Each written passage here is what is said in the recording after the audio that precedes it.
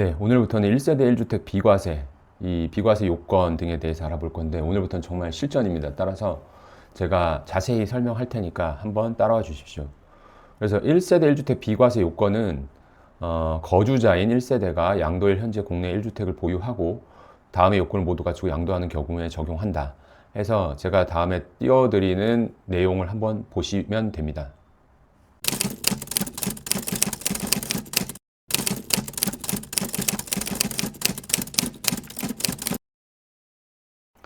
네, 그래서 1세대의 정의, 1세대 정의는 거주자 및 그 배우자, 만약에 이혼을 했지만 사실상 이혼한 것을 보기 어려운 경우에는 그 배우자 포함합니다. 그리고 그들과 같은 주소 또는 거주에서 생계를 같이 하는 자, 그 생계를 같이 하는 자는 직계 존비속, 그 직계 존비속의 배우자 포함 형제 자매 일 경우에는 이제 1세대로 본다.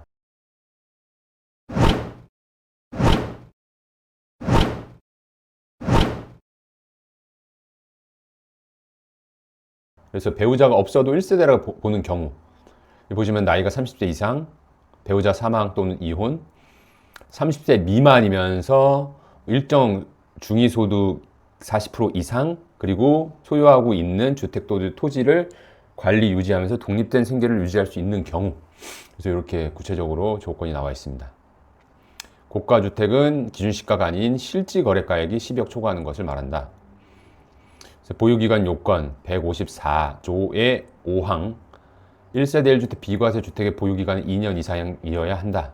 하지만 주택의 보유기간 원칙적으로 주택의 취득비 양도일까지 계산하며 주택이 아닌 건물을 주거용으로 사용하는 경우에는 사실상 주거용으로 사용한 날부터 양도일까지 계산한다. 거주기간 요건은 2017년 8위 부동산 대책 발표에 따라 취득 당시 조정 대상 지역에 있는 주택은 보유기간 중에 거주기간이 2년 이상인 경우에 비과세를 적용하도록 개정되었다. 그래서 이 말은 이전에는 만약에 조정 대상 지역에 있었어도 거주 요건이 없었지만 이 8위 대책 이후에는 이제 거주기간이 무조건 2년 이상인 거여야 되죠. 이제 조정 대상 지역에는. 그래서 계약금 일부를 2017년 8월 3일 이후 납부하는 경우 거주 요건 적용 여부. 계약금 지급이란 계약금을 완납한 경우를 말하는 것으로 계약금의 일부를 이후에 납부하는 경우는 거주 요건 적용한다. 그래서 이거 보시면 2017년 8월 3일 이후에 조정 대상 지역 지정되고 주택을 취득했습니다. 그리고 조정 대상 지역이 해제됐어도 주택을 양도하면은 해제 시점에 양도 시점에 조정 대상 지역이 아닌데도 불구하고 거주 요건을 충족해야 비과세가 가능한 것입니다. 그 다음에 이 내용 한번 보실 건데 조정 대상 지역 공고 전 증여받은 분양권에 기해 취득한 주택의 비과세 적용 요건 여부 해서 증여받은 분양권, 이게 중요합니다. 해서 비과세를 2년 이상 거주해야 비과세를 적용한다. 이게 무슨 내용이냐면 일단 이 원칙부터 보시면 소득세법 시행령 제154조 제1항 5호에 보시면 거주자가 조정 대상 지역에 공고가 있은 날 이전에 매매계약을 체결하고 계약금을 지급한 사실이 증빙서류에 확인되는 경우로서 해당 거주자가 속한 1세대가 계약금 지급일 현재 무주택인 경우에는 거주 요건을 적용하지 아니한다. 그래서 이게 이제 딱 154조 1항 5호의 케이스입니다. 타인으로부터 이제 분양권을 만약에 취득했습니다. 분양권 주택이 아니라. 그 다음에 조정 대상 지역으로 지정이 됐어요.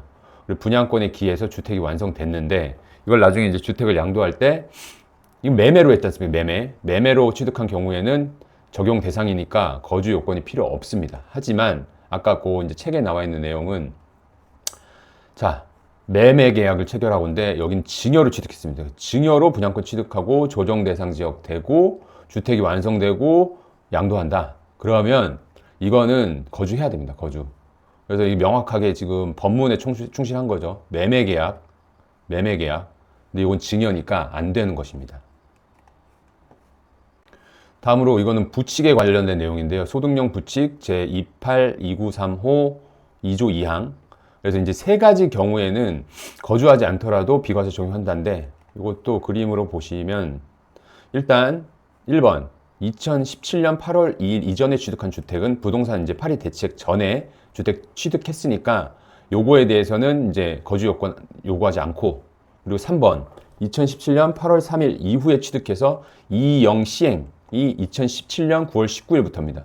그러니까 이 사이에 주택을 이후에 주택 취득해서 이거 시행 전에 양도하면은 이것도 거주 요건 필요 없다. 그리고 2번은 뭐 이제 같은 맥락이죠. 2017년 8월 1일 이전에 매매 계약 체결하고 계약금을 지급한 사실이 확인되는 경우에는 무주택인 경우 이거를 이제 거주 요건이 필요 없다. 지금 그 내용인 것입니다. 다음으로 조정 대상 지역 공고 이전 오피스텔 분양 계약 시 비과세 거주 요건 적용 여부. 무주택 세대가 조정 대상 지역 공고 이전에 오피스텔 분양 계약하였으나 해당 오피스텔 조정 대상 공고 이후 완공돼 주거용으로 사용할 경우 2022년 10월 19일 이후 양도분부터 비과세 거주 요건을 적용한다. 요거는 지금 보시면 오피스텔 분양 계약을 체결했고 조정 지역 지정됐습니다. 그다음 오피스텔 완공 후 이제 주거용으로 사용하는 거죠. 근데 2022년 10월 19일 날 이후에 오피스텔 양도하면 이때부터는 거주해야 된다.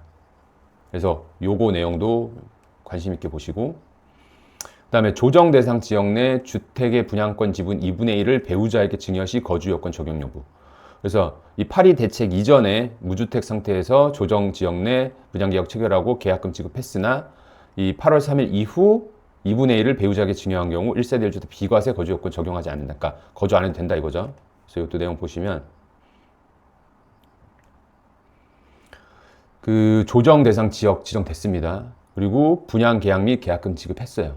그리고 파리 대책이 있었고 8월 3일 이후에 2분의 1 분양권 2분의 1 배우자 증여했을 때 1세대 1주택 비과세 거주 요건 적용 안 된다. 그러니까 거주 안 해도 된다는 거고요. 그리고 요거는 이제 다른 거 제가 비슷한 사례 하나 포함했는데 이거는 분양 계약 및 지급되고 그리고 조정 대상 지역 지정됐습니다. 동일 세대원에게 자녀에게 증여를 했어요.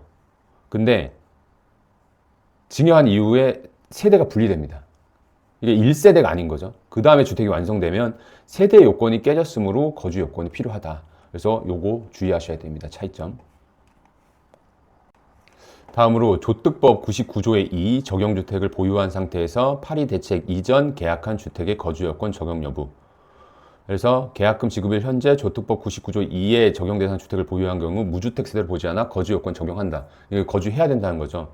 그래서 무슨 내용이냐면 일단 조특법 99조의 2를 보실 필요가 있습니다. 요거는 되게 신기한 주택인데 2013년 4월 1일부터 2013년 말까지 주택을 공급받는 사업 주체 대통령으로 정하는 자와 최초로 매매 계약 체결해서 그 계약에 따라 취득한 경우에는 여기 뭐 이제 요거는 또 나중에 다른 파트에서 제가 다룰 거지만 하여튼 이 1항에 해당하는 경우에는 해당 거주자의 소유 주택으로 보지 아니한다. 이렇게 돼 있지 않습니까? 그러면 뭐 쉽게 생각해서 이때 이거를 갖고 있는데 내가 만약에 파리 대책 전에 뭐 계약 및 계약금 지급하면 요거는 주택을 보지 않기 때문에 뭐 무주택자에 해당해서 이 지금 거주 요건이 필요 없다고 볼 수도 있지만 중복으로 혜택을 주지 않겠다는 취지 같습니다. 그래서 이때는 주택으로 보지 않지만 거주 요건 충족해야 됩니다. 이는 거주 요건에만 해당되는 것이지 소유주택으로 보겠다는 의미는 아님을 주의하셔야 됩니다. 그러니까 이때는 소유주택으로 보지 아니한다 이렇게 하지만 소득법 154조 1항 5호를 적용할 때는 무주택 세제로 보지 않는다. 왜냐하면 이때 지금 계약금 지급할 때 일단 무주택자는 아니니까요. 네? 그래서 요거 주의하셔야 하고, 그 다음에 지역주택조합의 조합원 지위를 조정 대상 지역 공고 전 승계 취득 시 거주 요건 적용 여부. 그래서 거주 요건 적용하지 않는다. 요 내용도 요거 보시면 조합원 지위 매매 계약 및 계약금 지급하고 조정 대상 지역 지정이 되면은 이때도 소득령 154조 1항 5호 적용 가능하다. 그래서 거주 요건 필요 없다. 좀 요 내용입니다. 네, 다음으로 거주기간을 요건을 적용하지 않는 경우 해서 여기 지금 쫙 나와 있는데 계약금 지급일 현재 무주택 세대 등 조정지역 내 일정 요건의 임대주택 뭐 이렇게 해서 보유기간, 거주기간 적용하지 않는 경우 이렇게 쫙 나와 있잖아요. 여기까지. 근데 요거는 일단 흐름을 아셔야 돼요. 흐름을. 여기 구조가, 법령 구조가 어떻게 됐는지. 그래서 제일 지금 보시면 위에 시작하는 게 소득세법 제89조 비과세 양도소득 1항 3호 감옥에 1세대 1주택 경우에는 비과세 적용한다. 여기서 시작합니다. 그래서 여기서 그러면은 1세대 1주택의 범위가 뭐냐? 이제 소득령으로 갑니다. 소득세법 시행령 제154조 1항 대통령으로 정한 요건 1호부터 5호인데 4호는 삭제됐고요. 그게 이제 임대주택에 관한 부분이고. 그래서 여기 보시면 1호부터 3호는 보유기간 및 거주요건 제한이 없는 경우. 그래서 임대주택에 5년 이상 거주한 경우, 그리고 2호 감옥은 협의 매수 수용, 2호 남옥은 해외 이주로 세대 전원 출국, 2호 다목은 1년 이상 계속하여 국에 거주하는 경우, 그 다음에 3호는 1년 이상 거주한 주택을 기재부령으로 정하는 뭐 부득이한 사유로 양도하는 경우. 그래서 이 기재부령인 또 이제 소득세법 시행규칙 제71조 3항으로 갑니다. 그래서 쫙 이렇게 연결되는 거죠. 그래서 이게 부득이한 사유는 뭐 이제 학폭이나 이렇게 요양치료, 직장의 변경 등에 의한 근무상의 형편, 뭐 취약, 요런 부분에 있어서만 이제 보유기간 거주요건 제한이 없는 경우 4호 삭제, 5호는 이거는 거주기간에 제한이 없는 경우. 이거는 보유기간, 거주기간, 이거는 거주기간. 그래서 이게 아까 지금 제일 많이 나온 내용이죠. 154조 1항 5호. 거주자가 조정 대상 지정 전 매매계약 체결하고 계약금 지급한 경우로 계약금 지급을 현재 무주택인 경우. 이때는 이제 거주기간 제한이 없다. 그래서 요 왁구를 딱 아셔야지 요게 쫙 흐름이 이해가 됩니다. 그래서 그 내용이 이제 전반적으로 지금 다 이렇게 언급한 거고요. 그래서 그 중에 이제 4호 삭제된 것만 보시면 2019년 12월 16일 전에 주택을 임대하기 위해서 사업자 등록하고 임대사업자 등록한 경우에는 거주요건 적용하지 않는다. 다만 민특법 제43조 위반해서 이 의무 임대 기간 중 양도하는 경우와 뭐 임대료 중과율 5% 초과하는 경우에는 거주요건 적용하고 그 거주요건 이 임대료 초과분이 2019년 2월 10일 이후 주택 임대차 계약을 체결하거나 갱신한 부분부터 적용한다. 그래서 이렇게 되어 있습니다. 그래서 요건 제가 이제 앞단에 그거 흐름으로 다 설명을 드렸고, 다음으로 상생 임대주택에 대한 1세대 1주택 특례 소득령 155의 3. 이거 진짜 중요합니다. 요거 상생 임대주택 이거는 진짜 이거는 꿀입니다. 꿀. 요거 잘 사용하시면. 그래서 요거 보시면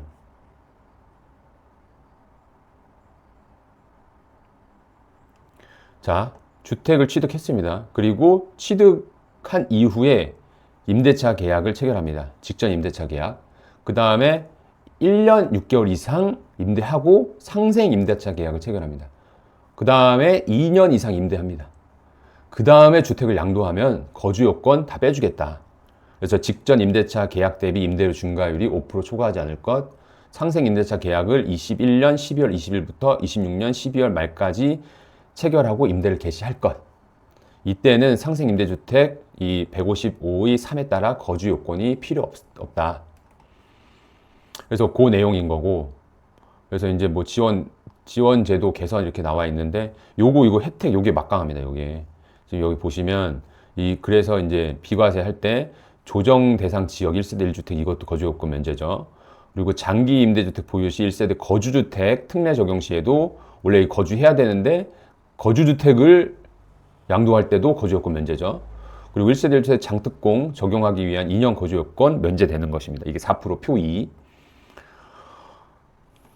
그래서 이제 장특공 요거 예시가 나와 있는데 만약에 그러면 10년 이상 보유만 했고 2년은 면제된다고 했는데 그러면은 10년 곱하기 4, 40%에 뭐 2 곱하기 4, 8%에서 48% 적용되냐? 근데 그건 아니고 4% 적용해 주는데 이 보유한 것에 대해서만 4% 적용해 주고 이거 2년은 면제될 뿐 여기 카운트는 되지 않는다.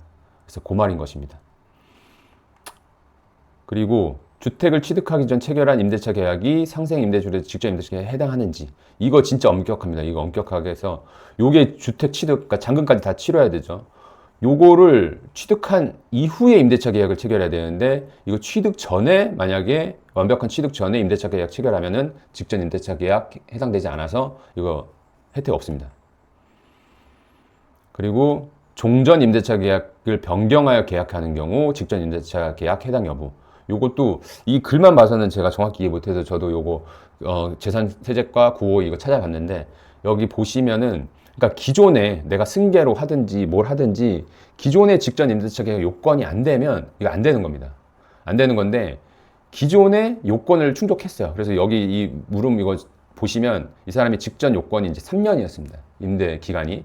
근데 그거를 1년 6개월로 단축하면 그거 되냐 안 되냐? 그거 된다. 왜냐하면 직전에 임대차 계약 요건이 이미 해당했기 때문에 그 범위 안에서 줄이는 건 된다. 하지만 원래부터 안 됐던 거는 뭐 죽었다 깨나도 안 된다. 그런 내용입니다.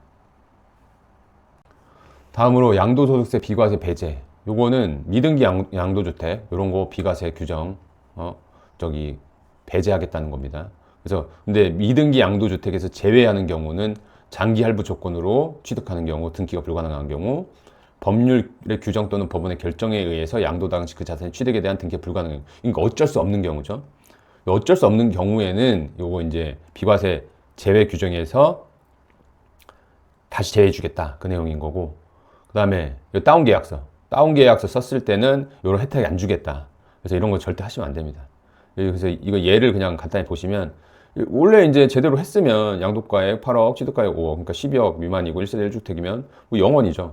근데 이거를 만약 다운 계약서를 썼어요. 그래서 8억인데 매매계약서 양도가액 6.5억으로 하니까 차익이 1.5억이죠. 그래서 요거를 실제로 산출세액에서 비과세 받을 세액은 빼기 미니멈 이거 비과세 미적용했을 때의 금액과 우리가 속인 금액 1.5억 중 작은 금액 하니까 결국엔 0원이죠. 그러니까 이런 것은 절대로 하지 마라. 그런 내용입니다.